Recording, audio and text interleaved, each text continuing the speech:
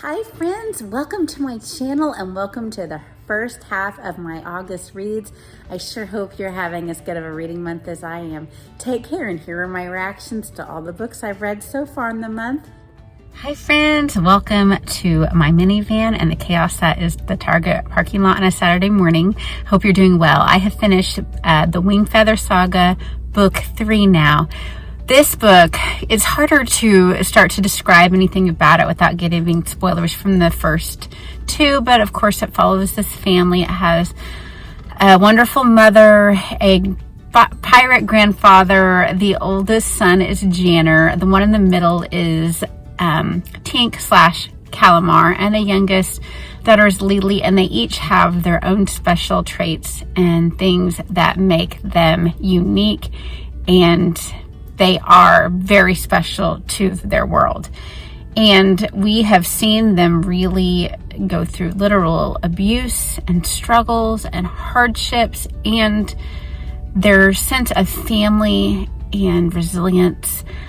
When reading this book, I just couldn't help but think this is a fantasy, and it's, the kids are going to be okay. We know that, but I was thinking about children in Ukraine and things like that, and things that are worth living for are worth, sadly, sometimes worth dying for in our world. And that is just what came to mind when reading this book. I don't think my children took that away from it, but it is what I felt as I was reading it. It's such a beautiful story, has such deep meanings, but yet you have, even in all these times of stress, you have a sense of whimsy and fun coming through in the storyline, which is hard to do with as many stressful situations as these kids are in.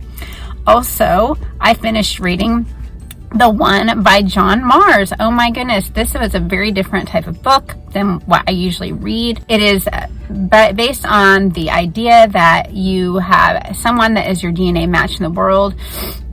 This is something that has not always existed. Most of our characters in England, some of them are in Australia, and you are not always matched with someone in your direct vicinity, but it usually happens.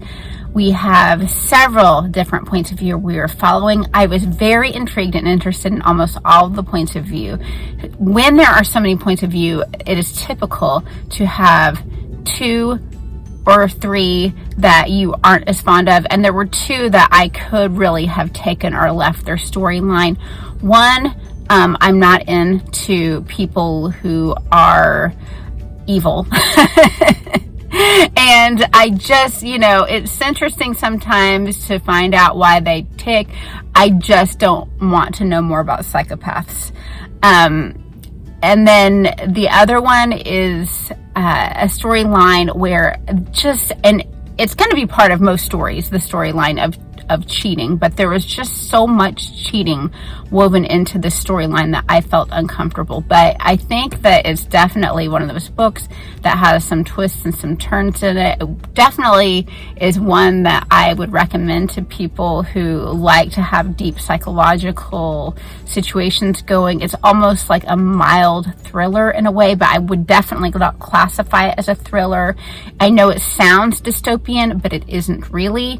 It's so hard to describe, but it's worth a shot. It is not a long read at all, and I think you would like it. All right, I hope you're doing well, you guys. Thanks for watching, and I'll let you know what I think when I finish The Blue Castle by Montgomery, which is my current read. Thanks. Friends, it is later in the day as the last clip that I just did where I talked about Wingfeather and The One.